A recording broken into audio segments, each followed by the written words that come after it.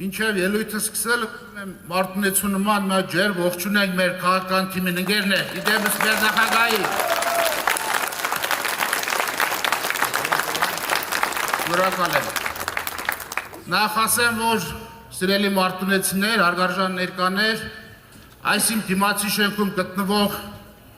առողջիչները փորձեցին եւս մեկ անգամ իրենց քաղաքական ճղճիմությունը ցույց տալ, շտրամադրելով այս դահլիճը, կարծելով թե մենք ծախող ենք, բայց ձեր ներկայությունը արդեն իսկ ապացուցում է, որ մենք մեր նպատակին ի սկզբանե գնալու ենք եւ հասնելու ենք, որի համար մեծ շնորհակալ եմ ձեզ։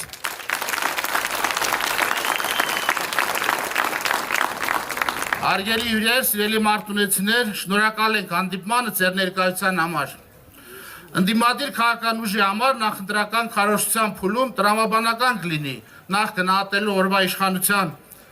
խմբագիտված խոստումների եւ իրականության խզումը։ Հետո նաեւ կներկայացնենք մեր ծրագրերը բնականաբար։ Ձեր հետ անմիջական քննարկումներով մշտապես վեր ենք անել մեր համայնքի նզող խնդիրները եւ դրանք մեր անունից բարբերաբար բարձրաձայնել են հնարավոր բոլոր եղանակներով։ Ազգային ժողովի ամբիոնից պահանջել եմ շուտապույտ լուծումներ մատնանշելով մեր հազարավոր գյուղացիների նզող խնդիրները եւ դրանք լուծելու վերաբերյալ հենց իրենց խոստումները եւ մեր տեսլականները։ Խոստացել է ներդնել գյուղատնտեսական ամբողջական ապահովագրման ծրագիր, ամբողջությամբ ձախողված է, չկա։ Գյուղացու եղած խնդիրները գնալով ծանրանում են, մթերում եւ իրացում, ռոռոկման ջրի բարձր սակագներ, դիզվառելիքի, որակյալ սերմերի, պարատանյութերի, թունաքիմիկատների, առանց այն էլ բարձր գնելի շարունակական աճ, անվտանգային պարզ խնդիրներ եւ այլն։ Սա է պատճառը, որ մշակվող ցանքատարածություններն անասնագլխականակը հատկապես լեռնային եւ սահմանամերձ բնակավայրերում օր-օրի կրճատվում է անգամներով։ Չի լուծվում գյուղական համայնքներում կանոնավոր ուղևորափոխադրումների խնդիրները։ Սահմանապատ դարձած համայնքները դուրս են մնացել կառավարության աջակցության համապատասխան ծրագրերից։ Օպտիմալացման քողի տակ գյուղական համայնքների անընդունելի խոշորացումների հետևանքով համայնքներում փաստացի փակվում է գյուղապետարանը, դրանք քիչ են, ավելանում են դպրոցների, ամբուլատորիաների, բուժիմնարկների, անձնագրային բաժանմունքների, դահակ ծառայությունների, նոտարական գրասենյակների եւ այլի օպտիմալացումները։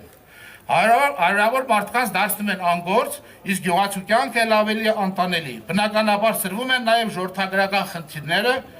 գյուղացին արտագաղթում է, իսկ լավագույն դեպքում էլ կայուն եկամուտը փորձում է գտնել արտագնա աշխատանքով։ Համայնքային սուբվենցիոն ծրագրերը իբրև ստեղ գործեր են անում, սրանք տարիներ առաջ պետք իրականացվեին։ Չեն իրականացվում ժամանակին եւ անընդհատ տեղափոխվում է, որ նախընտրական հենց այս փուլում անդադ ներկայացնել իբրև մեծ ձեռքբերումներ։ Խորանում է Սևանա լճի համակարգի անարդյունավետ կառավարումը։ Լճի մաքրման կայանները 3 կայան պետք է կառուցվեր, 3-ն էլ չեն կառուցել, ծախողել են ամբողջությամբ։ Իրանց ոչ արդյունավետ կառավարման արդյունքում բնականաբար։ Այս իշխանության օրոք գներն անհամեմատ ավելի են աճել, քան թոշակներու նպաստները։ Թոշակառուն անապահով ընտանիքները ավելի են աղքատացել, իսկ աղքատության նպաստացող ընտանիքների թիվը նախորդ 5 տարիներին կրճատվել է կիսով չափ, բոլոր վկա եք ընկերներ ստեղ։ Նվազագույն աշխատավորցով աշխատողն էլ աղքատ է։ Իր աշխատավարձը նույնիսկ իր նվազագույն ամսական կարիքների չի բավարարում։ Նվազագույն աշխատավարձի բարձրացման իրենց խոստումն էլ չէր կատարել։ Ինչ է ստացվում, փոխանակ իրենց խոստումները կատարեն, գյուղացու կյանքը լավացնեն, անում են ճիշտ հակառակը, խոշորացումների, օպտիմալացման, սուբվենցիոն ծրագրերի հետաձգելու, նպաստից աղքատին զրկելու հետևանքով խնայում են պարզ գյուղացու հաշվին, որ իրենց շրջապատը ամսական միլիոներով դրամի պարգևատրումներ ստանան։ Հարգելի ներկաներ, այս հարցի պատասխանը բոլորիս համար էլ պարզ է։ Սրանց խոստումները սկզբանե սուտ էին գյուղացու քվեն կորզելու համար